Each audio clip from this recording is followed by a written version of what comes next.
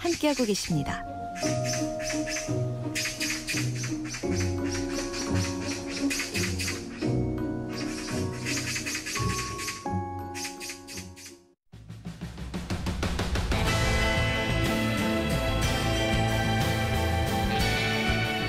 진실탐사그룹 셜록 이명선 기자와 함께 뉴스 쟁점들 살펴보겠습니다. 어서 오십시오. 네, 셜록의 이명선입니다. 조금 전 박순봉 기자 서태지 목소리 논란에 있어서는 분노의 글들도 몇 개 보이네요. 외모는 확실히 안 닮은 걸로 이렇게 정리를 합시다. 네, 그 팩트 폭격을 해준 우리 이명선 기자와 함께 뉴스들 살펴볼 텐데 첫 번째 뉴스부터 보죠. 네, 이곳 목포신항뿐 아니라 전국 곳곳에서 세월호 참사를 기억하는 추모의 발길이 오늘 하루 종일 이어졌습니다. 세월호 참사의 진상규명과 후속 조치도 적극 지원해 나가겠습니다. 같이 지냈던 시간이 너무나 소중했다고 말 한마디라도 전해야 했는데 그러지 못하고 슬퍼하기만 했던 것에 죄스러울 마음뿐입니다. 네, 어제 있었던 세월호 참사 5주기 기억식에 대한 소식들 살펴보겠습니다. 네, 경기 안산 화랑 유연지에서 기억식이 열렸습니다. 참사로 희생된 261명의 단원과 학생, 교사를 추모했습니다. 여기서 장훈 운영위원장의 추도사가 조금 좀 설명을 드리고 싶은데요. 희생된 아이들을 기억하기 위해서 함께해준 분 모두 고맙다 이렇게 전하면서 4.16 생명안전공원이 조성되길 희망한다라고 밝혔습니다. 네. 왜냐하면 이 아이들이 전국으로 거의 흩어져 있거든요. 그래서 여기에 생명안전공원을 조성해서 아이들이 한 곳으로 모였으면 좋겠다. 이렇게 장 위원장은 전하기도 했습니다. 네. 그리고 이낙연 국무총리는 국민 안전의 날 행사장에서 세월호 참사에 대한 얘기를 꺼냈습니다. 세월호 참사 진상이 아직도 완전히 규명이 안 됐다. 그리고 진실 규명을 방해하는 움직임이 음습하게 또는 노골적으로 계속되고 있다 이렇게 말했는데 아무래도 자유한국당 전영직 의원이 막말해서 그런 거겠죠. 그렇죠. 네. 음습하게 또는 노골적으로 이 진실 규명을 방해하는 움직임이 있다라는 이낙연 총리의 이 발언 굉장히 좀 새겨 좀 볼 필요가 있어요. 네. 자, 그 정치권에서도 여야 지도부가 뭐 조금 전에 말씀하셨던 안산 화랑유원지에서 열린 세월호 5주기 기억식에도 참여를 했는데 자유한국당의 황교안 대표만 이 같은 장소가 아닌 다른 곳에서 5주기 추모제에 참석을 했어요. 인천 가족공원에서 열린 그 일반인 희생자 5주기 추모제에 참석을 했죠. 황교안 맞습니다. 대표는. 네, 차명진 전 의원이라든가 정진석 의원 정말 입에 담지 못할 막말을 했기 때문에 네. 겁이 난 것 같습니다. 비난이 예상돼서 그런 건지 안산에 가지 않았습니다. 대신 황교안 자유한국당 대표가 인천에서 열린 추도식에 참석해서 추도사를 읽었는데요. 추도사에서는 지난 정부에 몸담고 있는 사람으로서 무거운 책임감을 느낀다 이렇게 얘기를 했지만 정말 중간중간에 추모객들의 목소리가 방송에서도 잡혔습니다. 황교안은 세월호 참사 피의자다. 물러가라. 나가라. 이런 얘기가 중간중간에 들리기도 했습니다. 당시 법무부 장관이었죠. 네. 그리고 나서 국무총리도 했죠. 그렇죠. 그리고 세월호 참사를 은폐한다. 거기에 앞장서고 있다라면서 수사하고 처벌의 목소리가 지금도 나오고 있습니다. 자, 이렇게 진상규명에 대한 목소리들은 큰데 사실상 그 진상규명의 속도 굉장히 미진하죠. 네. 박근혜 정권 시절 이 정부가 세월호 특별조사위, 특조위의 활동을 조직적으로 방해했다.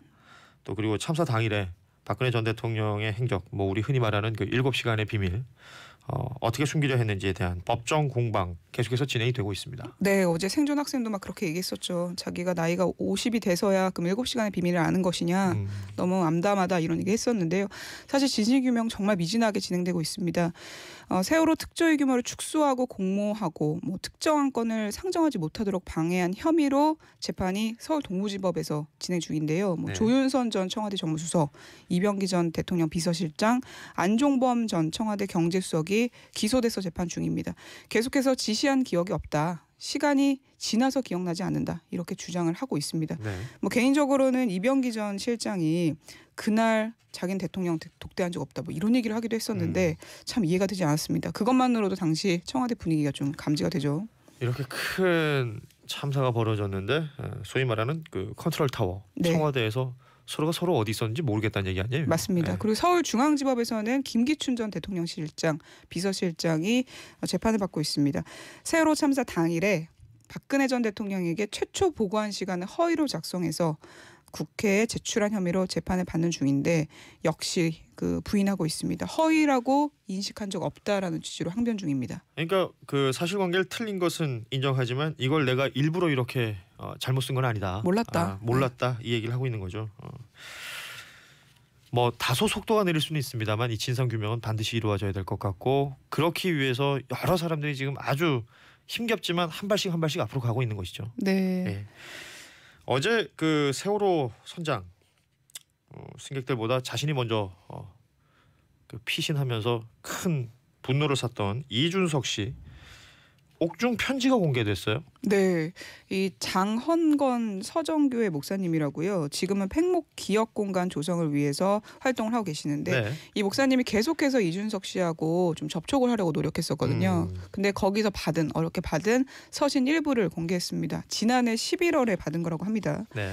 그 이 편지를 보면 많은 시간이 지나갔지만 용서받지 못할 큰 죄를 지어서 죄책감 속에 살아간다. 하루도 잊어본 적 없다. 이렇게 심경을 밝히면서요. 때로는 악몽에 시달릴 때도 있고 모든 것이 괴롭고 힘들더라도 반성하고 기도드리며 지내고 있다라고 전했습니다. 네. 이 씨의 경우에는 살인 혐의로 재판을 받고 있는 중이고 2015년 11월에 무기징역이 확정돼서요. 순천교도소에서 수감 중입니다. 그렇습니다. 8557 끝번호 쓰시는 분이 명명백백히 밝혀주시기 바랍니다. 남은 우리가 할 일이죠. 라고 메시지 보내주셨네요. 세월호 5주기 관련된 소식 살펴봤고요. 다음 뉴스 이어갑니다. 프랑스 파리의 상징이자 인류 문화유산인 노트르담 대성당에 현지 시간으로 어제 저녁 큰 불이 났습니다. 불이 시작된 걸로 보이는 쪽인 첨탑과 지붕은 1시간 만에 무너져 내렸고 수많은 소중한 문화재들이 잿더미로 변했습니다. 소방관 500여 명이 투입돼 사투를 벌였지만 결국 첨탑과 성당 지붕의 3분의 2가 불에 타 무너졌습니다. 전 세계의 이목이 프랑스 파리 노틀담 대성당으로 쏠렸습니다. 어제는 그랬습니다. 이 화재가 있었는데 뭐 성당이 불이 났고요. 또 그리고 그 성당을 하염없이 바라보는 그 프랑스 파리 시민들의 모습 많은 분들이 지켜보셨을 텐데 내용 한번 정리해 보죠. 네, 화재가 난 건 현지 시간으로 15일 오후 7시 50분이었습니다. 그러니까 우리 시간으로는 어제 새벽 1시 50분. 예. 네, 맞습니다. 이 성당을 상징하는 표현이 정말 많은데요. 마크롱 프랑스 대통령은 우리 일부가 불타고 있다 이렇게 아파하기도 했고 외신에서는 뭐 영혼이 불탔다 이런 표현도 썼고요. 네. 그렇습니다. 91년도에 유네스코 세계문화유산으로 지정이 된 곳이고요. 매년 1,300만 명의 방문객이 찾습니다. 유럽 가면 꼭 들리는 곳이죠. 그러니까 뭐 프랑스 파리의 랜드마크이기도 하고요. 네. 그 어떠한 형태로든 그 인근을 여행하게 되면 반드시 보게 되는 곳이죠. 뭐 그 파리에서도 계속 보이고 세느강 그럼요. 지나갈 때마다 보이고 막 그러는 곳이잖아요. 그렇습니다. 뭐 유람선 타면서도 보이고 뭐 걸어 다니면서도 보이고 그렇습니다. 93m 높이 첨탑이 그 부러질 때 진짜 가슴이 아팠습니다. 그러니까 저는 그 첨탑이 이렇게 쓰러지는 그 화마 속에서 쓰러지는 그 모습하고 그러니까 2008년이었죠. 우리 숭례문 네. 처마 석가래 이렇게 기억납니다. 뚝뚝 떨어질 때하고 그 느낌이 너무 흡사하더라고요. 진짜 허무하더라고요. 예. 2008년도 2월에 숭례문 화재 사건이 있었죠. 음.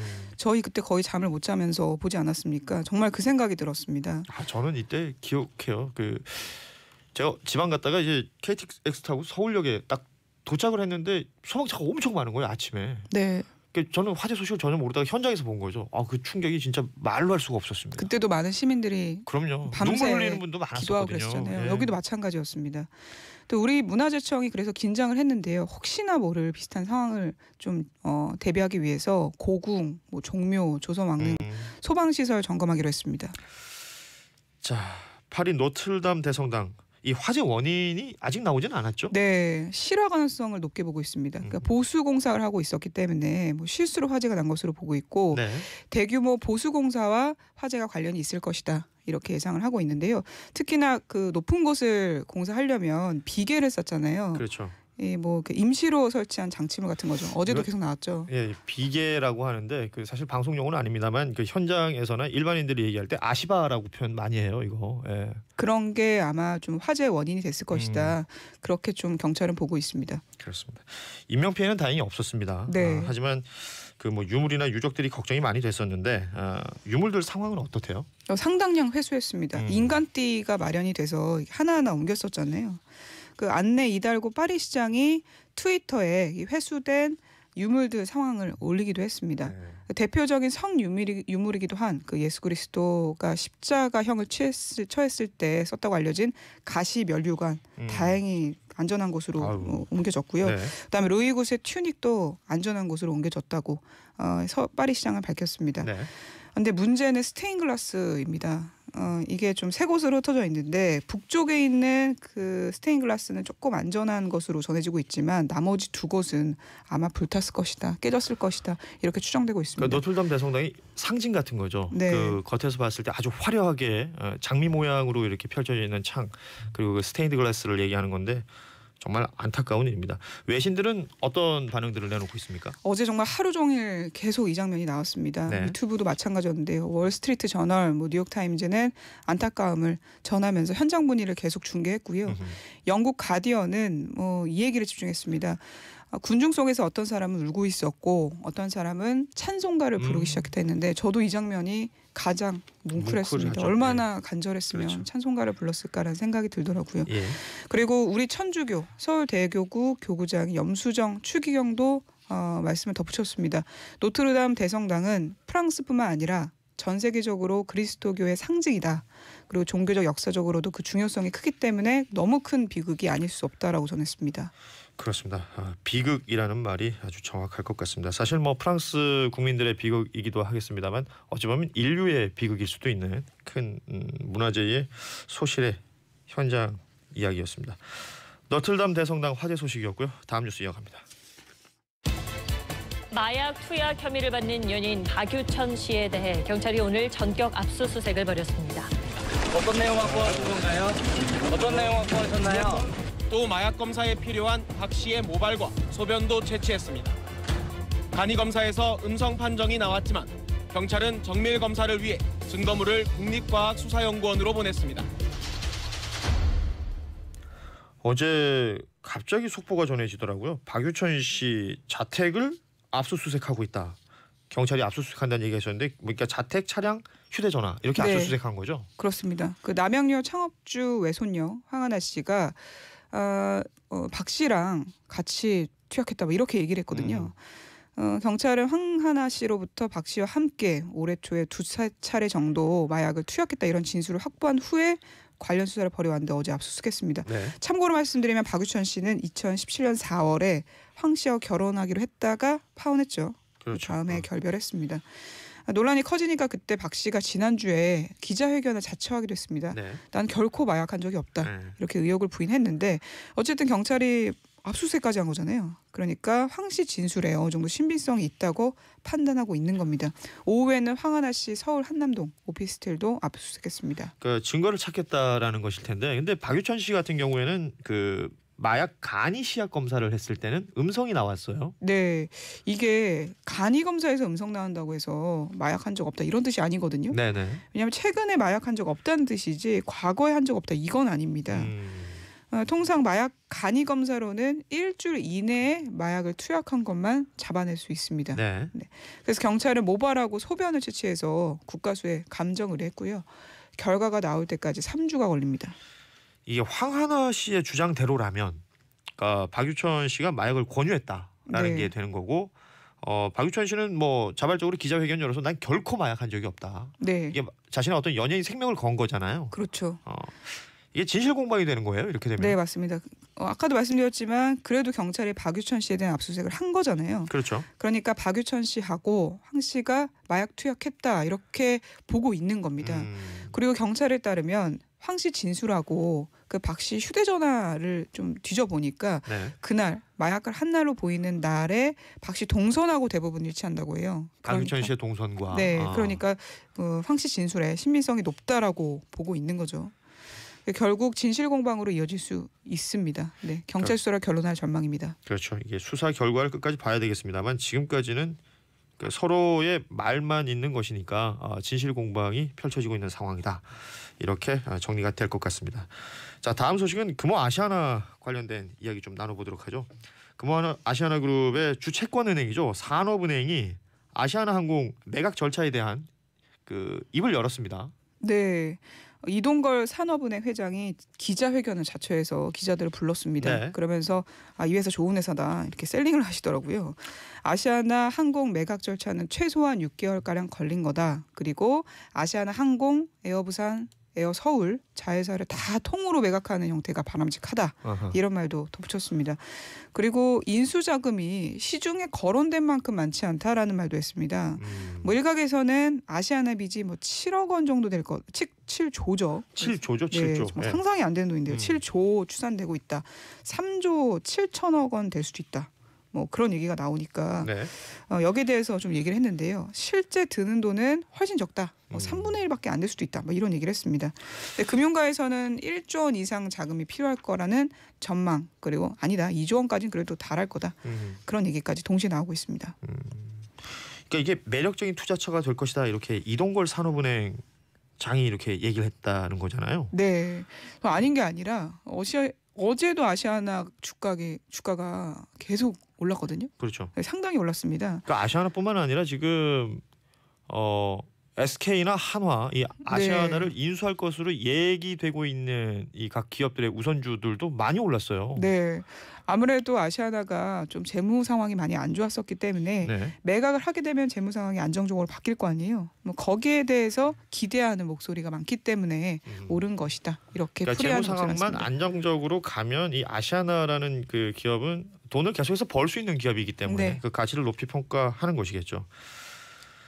자, 그리고 마지막으로 하나 더 보겠습니다. 김학의 전 법무부 차관 별장 성폭력 관련돼서 수사 상황 살펴보도록 하죠. 네, 김학의 수사단이 과거에 경찰 수사팀을 불렀습니다. 그리고 수사 외압이 있었는지, 그 직권남용 혐의가 적용될 수 있는지 그 의혹에 대해서 본격적으로 수사를 하고 있는 중입니다. 네. 며칠째.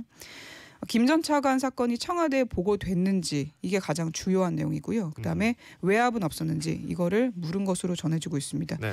그리고 더불어서 수사단은 그 윤중천 씨 개인 비리를 찾는 데 집중하고 있습니다. 왜 찾냐면 김 전 차관한테 윤 씨가 돈을 줬다고 뭐 과거에 진술했다가 번복한 적이 있거든요. 그래서 개인 비리를 먼저 수사해서 당연히 돈 문제겠죠. 개인 비리를 먼저 수사해서 혐의가 만약에 확인되면 이 과정에서 김 전 차관한테 돈이 흘러간 뭐 흔적을 찾을 수 있지 않을까 이렇게 예상을 하고 관련해서 수사를 벌이고 있습니다. 그러니까 뇌물이라는 건 돈을 주고받은 사람이 있어야 되고 그 사이에 대가성이 있어야 네. 되기 때문에 그걸 체크하겠다는 거죠. 맞습니다. 예. 오늘은 여기까지 볼 텐데 이명선 기자의 패션을 얘기해 주신 유튜브의 김지현님이 이명선 기자님 오늘은 약간 해리포터 패션 같으시군요라고 네. 해주셨고 문자 메시지로 9066 끝번호 쓰시는 분은 이명선 기자님 자세히 보면 노영심 씨 동생 같아요. 많이 비슷해요. 저 어렸을 때부터 노영심 씨 닮았다는 얘기도 많이 들었거든요. 아 그래요? 그래서 노영심 씨를 알게 됐습니다. 그렇구나. 이런 사람이구나. 아무튼 네. 굉장한 음악적 재능은 없습니다. 그러니까 이명선 기자는 이렇게 보면 굉장히 셀럽으로서의 기질이 있어요. 아 그렇군요. 오늘 뭐 다양한 의견 여러분이 보내주셨는데 고맙습니다. 이명선 기자하고는 여기서 인사 나누죠. 진실탐사그룹 셜록 이명선 기자였습니다. 고맙습니다. 네, 감사합니다.